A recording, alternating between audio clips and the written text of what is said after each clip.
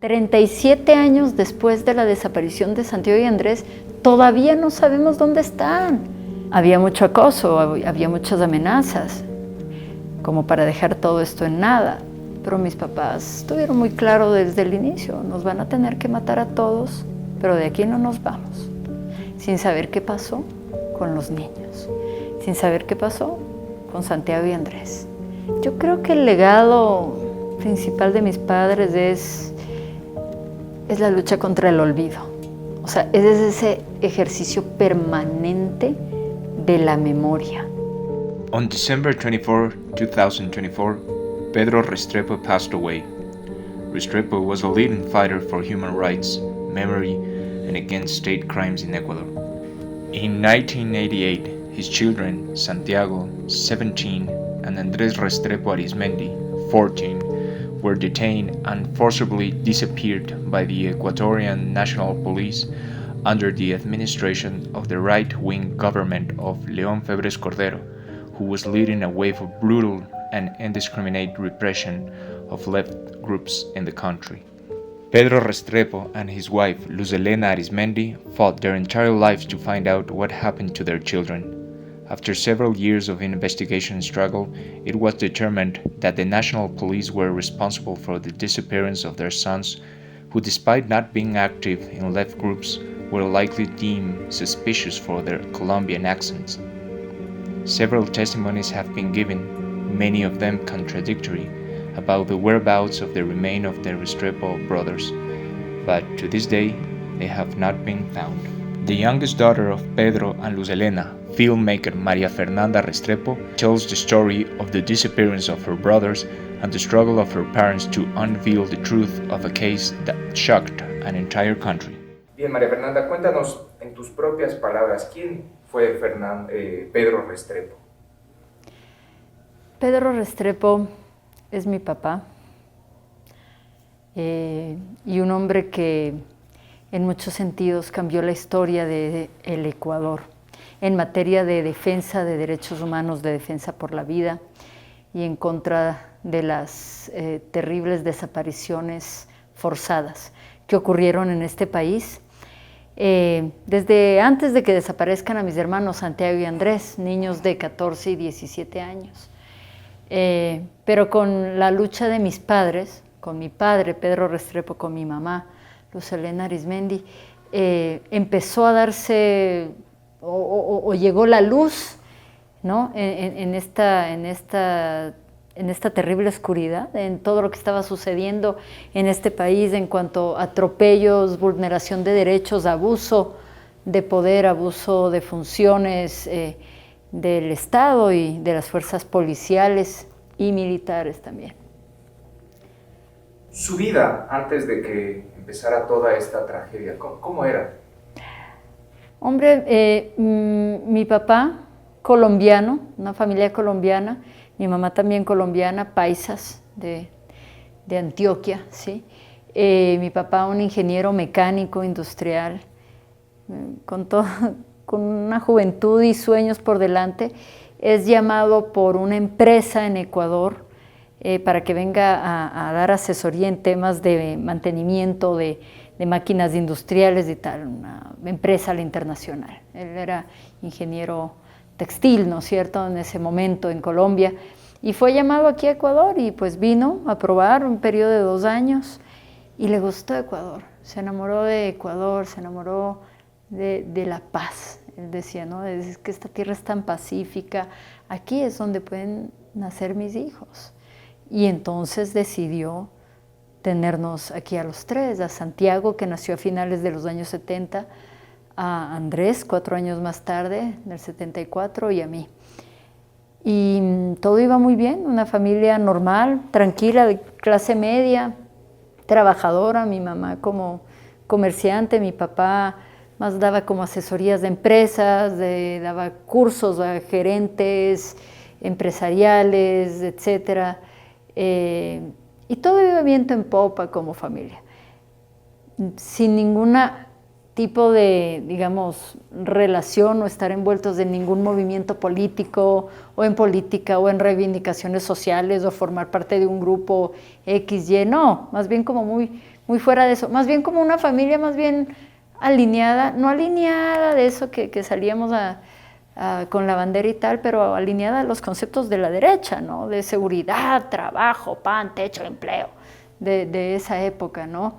Y luego en el 88, de un golpe y por razón, todo cambia en nuestras vidas. En efecto, ayer se cumple otro aniversario más de la desaparición de Santiago y Andrés a manos de la Policía Nacional y del Estado ecuatoriano. ¿Cómo cambia esto la vida de tus padres en el sentido de que empieza una lucha que resulta incansable, no solo de Pedro, sino también de tu madre? ¿En qué sentido se transforma la vida de ellos a partir de esta lucha? Bueno, el día y la noche. Llegó la noche. Llegó el dolor, llegó el silencio.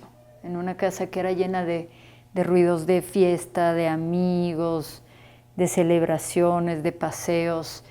Llega la noche, llega la oscuridad, llegan los gritos desesperados de mi mamá, la angustia, el teléfono timbrando todo el tiempo, investigadores que empiezan a entrar a la casa, van y vienen, policías que llegan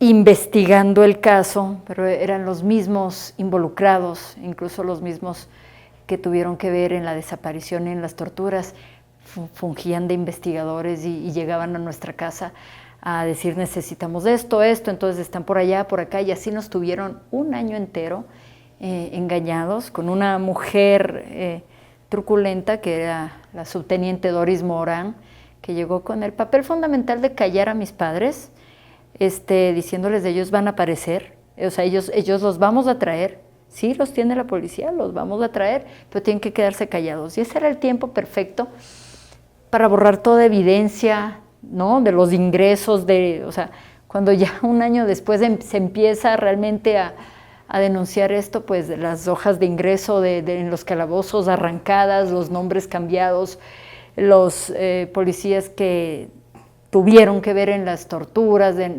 y en todo tipo de vejámenes a mis hermanos, los cambiaban los nombres, supuestamente estaban en otras ciudades y no ahí, bueno, todo, ¿no es cierto? Desaparecieron evidencias, etcétera. Fue un cambio rotundo, fue 180 grados, o sea, la prensa, la locura de la búsqueda, arriba, abajo, y una familia que ya solo está alrededor de la desaparición de 2 niños. Ya no puedes trabajar, estás inutilizado en alma, mente, corazón, económicamente acabados, por supuesto, porque se te acaba todo, hasta este contingente económico, porque todo lo dedicas a esa búsqueda incansable, ¿no? Y se toparon con una familia, la Policía Nacional del Ecuador se topó con una familia que no se iba a quedar callada con el cuento del montaje burdo del accidente de tránsito en la quebrada Pacha, que es una quebrada contaminada de la ciudad de Quito, la más contaminada de la ciudad de Quito, y donde la policía, bueno, primero le pasó una aplanadora al carro, porque eso no era ni siquiera un carro, sino 5 fierros retorcidos, los lanzaron a la quebrada y dijeron aquí está, tuvieron un accidente de tránsito, ¿no? Y pensaron que nos íbamos a quedar con ese cuento, y mis papás no es ahí, los tiene la policía. No hay vidrios, no hay sangre, no hay un resto de ropa, no. Entonces la policía empezó a decir, Dios mío, ¿qué es esto, no? Empieza el montaje de colombianos, por supuesto, lo más fácil, ¿no? Narcotraficantes o guerrilleros, que era el estigma, el gran estigma de todo colombiano, sobre todo en los años 80, ¿no? Con todo eso tuvo que luchar mi familia, no solo no solo buscar por todo lado desesperado y con el corazón roto, angustiado a 2 niños, sino tener que además que limpiar el nombre de una familia, ¿no?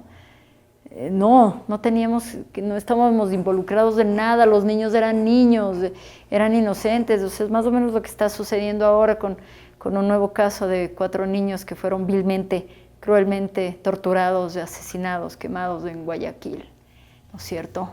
Entonces, en este caso también, los niños eran estudiantes, ¿no?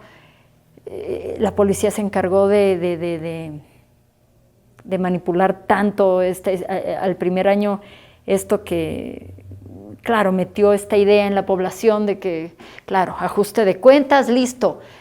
Y por todo lado buscaron un pasado guerrillero de mis papás y un pasado de narcotráfico. Le digo, mira, nuestra familia es tan limpia, tan honesta, que ni siquiera policías tenemos en la familia, ni militares. Así de limpios somos. Entonces, no, o sea, dijeron, ¿qué es esto? Estos tipos no se van a quedar en paz. Y empiezan las amenazas. Y empiezan a llegar a tu casa a las 3 de la mañana, dindón, la casa está en venta. Todo este tipo de cosas, decir, váyanse, lárguense. Rin, amenazas del teléfono, tú eres la niña Restrepo, te vamos a matar, ¿no? O sea, volverte loco a perseguirnos en carros de vidrios oscuros, tomarnos fotos en toda una serie de espionaje en las protestas que recién iniciaban en la Plaza Grande, y que éramos 5 personas de ahí, o sea, mis papás, mi tía y 2 personas de la Comisión Ecuménica de Derechos Humanos, la hermana Elsie Monge, la hermana Laura Glynn, punto. Había mucho acoso, había muchas amenazas, como para dejar todo esto en nada, pero mis papás tuvieron muy claro desde el inicio, nos van a tener que matar a todos, pero de aquí no nos vamos, sin saber qué pasó con los niños, sin saber qué pasó con Santiago y Andrés. No nos vamos, ¿no? Entonces la gente, ay, pero ¿por qué no se va de aquí, o sea, usted ha tenido tanto dolor, no los van a encontrar, ya no los van a encontrar, resignación, ¿por qué no se van a Colombia? No, de aquí no nos vamos, porque esta es la tierra donde nacieron mis hijos, y amamos al Ecuador profundamente. Es que no tiene nada que ver un país maravilloso y la gente y la solidaridad que hemos tenido de la mayoría de este pueblo hermoso y solidario, ¿no? Pero vamos a seguir peleando hasta el final contra ese Estado impune, impávido y sus fuerzas oscuras, eso. ¿Cuál es el estado actual de la investigación? El estado actual de la investigación, como este es un crimen de lesa humanidad, es un crimen que no prescribe, ¿cierto? Que está abierto. Hubo un juicio, una sentencia mala vida con digamos que penas irrisorias para el crimen que fue. Les dieron la mitad de la condena a parte de los involucrados, pero no están todos los involucrados. Todos los involucrados en este cuento de terror no estuvieron incluidos ahí. Y hay muchas piezas sueltas que nunca se han podido investigar, porque ellos mismos son una pared de silencio e impunidad eterno y de un espíritu de cuerpo salvaje. Entonces, seguimos preguntando quién los capturó a la salida del partidero de Tumbaco, ¿no? Que ellos iban en un carro sin licencia. Ese fue su único crimen, no tener una licencia de conducción, ¿ya? Porque claro, en este tipo de casos, las víctimas además son las culpables, ¿no? Para el Estado lo más fácil es culpar siempre a la víctima, ¿ya? ¿Qué habrán hecho? Los papás no tenían que dejarlos solos, ¿no? ¿Qué habrán hecho? ¿A qué, no? Entonces, es duro tener que acarrear además la ignorancia de mucha gente. Pero el caso está en nada, básicamente, o sea, abierta la investigación, pero nada. O sea, hay una fiscalía, digamos, o un departamento que quedó ahí permanente para los casos de estos de crímenes de lesa humanidad y de desapariciones forzadas, casos de tortura y tal, ¿no? Que se creó luego de la Comisión de la Verdad en la fiscalía. Pero los fiscales cambian cada 6 meses, cada año se está enterando uno, jovencitos que ni siquiera habían nacido, hasta me piden la película para ver de qué se trata, y empiezan de nuevo a investigar. Y ahí queda todo, y los cambian. Entonces, a eso juega también el poder y la justicia en este país, a cansar a las familias de esas víctimas de seguir indagando, ¿no? O sea, a eternizar los procesos y a quedar en nada, y a que tú digas, bueno, ya, no pregunto nada más. La justicia no funciona. Ya nos has contado un poco más o menos cuál ha sido la actitud del Estado ante la desaparición y la búsqueda por una verdad, pero ¿tú has notado que la actitud del Estado ha sido más o menos la misma o ha variado? ¿De qué ha dependido la voluntad de encontrar más respuestas o no? Hablando de este caso, nunca hubo una voluntad política, jamás, desde el 88 en adelante. Hubo una apertura y voluntad política de aclarar las cosas, sí, en el periodo de Rafael Correa, por ejemplo, ¿sí? Ahí se creó la Comisión de la Verdad, no para este caso, para todos los casos, desde el año 80 hasta el año en que estaba de presidente el expresidente Correa.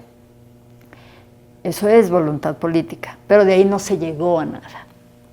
O sea, tampoco se ganó mucho con esa voluntad política. Hubo demasiadas trabas alrededor y los juicios quedaron en nada. Tenían ya por fin, por primera vez, juicios ya establecidos contra un exgeneral truculento como fue Edgar Vaca, director del SIC-10, que era este grupo de agentes de civil camuflados dedicados a la persecución, pues a la pesquisa a todo nivel, ¿no? Y este tipo ya estaba, ya iba camino a una sentencia, falleció. Entonces, más o menos ahí quedó todo. Entonces, pero de ahí en adelante, para estos casos como tal, nada. O sea, ni siquiera hay fiscales, ni los suficientes fiscales preparados, ni estudiados para este tipo de casos. Falta mucho personal. Creo que hay uno o dos investigadores médicos forenses, no sé qué, o sea, en el país. Hay uno que se dedica a todo, que me encantaría hacerle una película, pero no sé cómo lo hace. Ya, eso. ¿Y tú crees que esto es accidental, es una falta de preparación o es totalmente deliberado que el Estado sea inoperante para resolver estos casos? Es que la indiferencia es el camino más fácil en todo estado y echarle tierra y el olvido, ¿no? Y cambiar de página poniendo otro tema sobre otro tema o algún escándalo para que las cosas fundamentales de un país no se resuelvan. Entonces sí, es deliberado también. Uh-huh. Perfecto. Volviendo a la lucha de tus padres, esta se convirtió en un referente de la lucha política de todos quienes buscan la justicia en este país. ¿Cuál es, ahora que puedes tomar un poco de distancia histórica o tal vez no, cuál crees que es en realidad el gran legado de tus padres, de Pedro Restrepo y de Luz de Helena Arizmendi, y cómo continuar con ese legado? Yo creo que el legado principal de mis padres es la lucha contra el olvido. O sea, es ese ejercicio permanente de la memoria, ¿sí? Es una lucha que decidieron que no era un día, 2 días, sino toda la vida hasta encontrar algo y no rendirse, por más cansado que sea. ¿Por qué es cansado? Porque te deprimes, porque no ves una salida, porque quieres dejarlo todo en nada, pero hay algo más fuerte que eso, que es el amor infinito que tienes por esos hijos que te arrancaron de las entrañas, o por esos hermanos, ¿no es cierto? O por esa familia.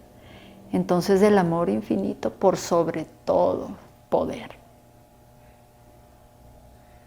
Hace poco, más de un mes, desaparecieron 4 menores de edad en la ciudad de Guayaquil. Luego se supo que un contingente militar los había apresado y aparecieron muertos y calcinados.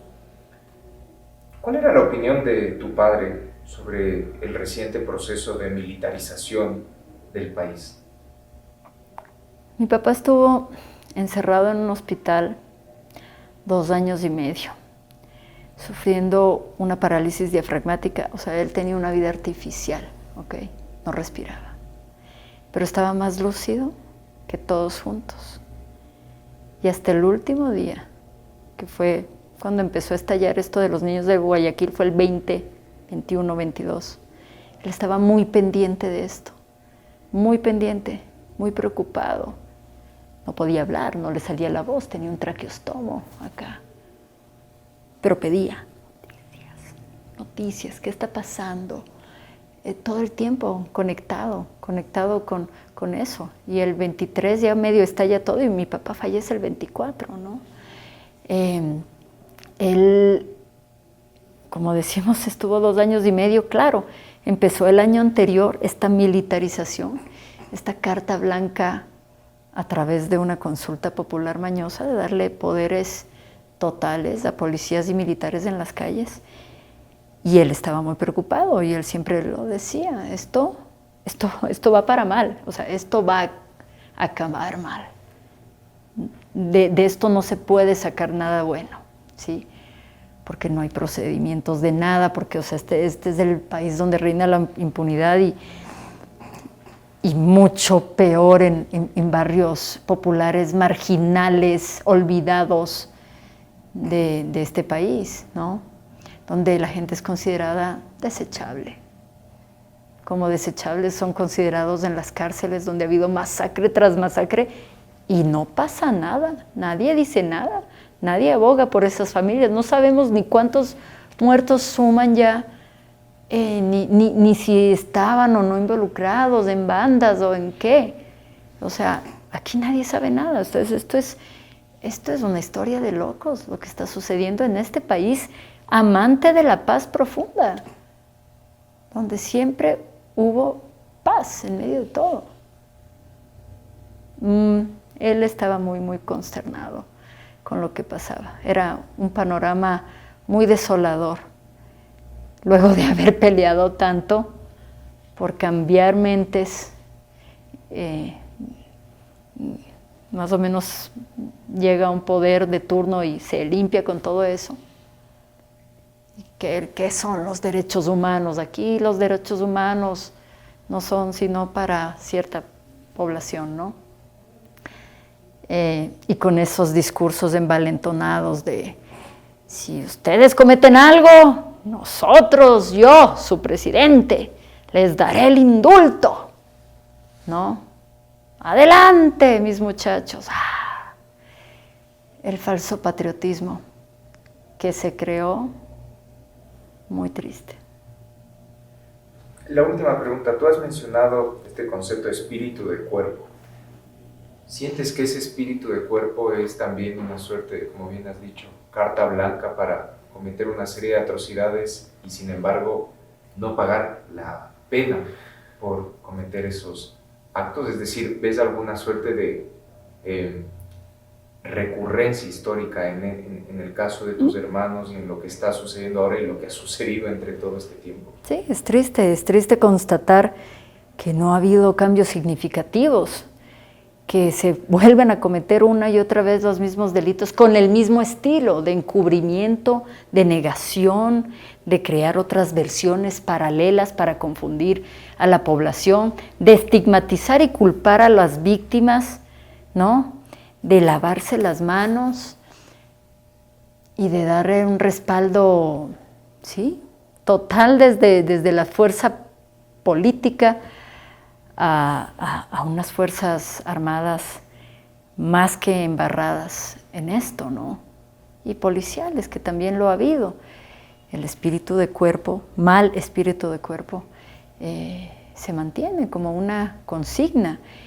Y por ese espíritu de cuerpo, 37 años después de la desaparición de Santiago y Andrés, todavía no sabemos dónde están.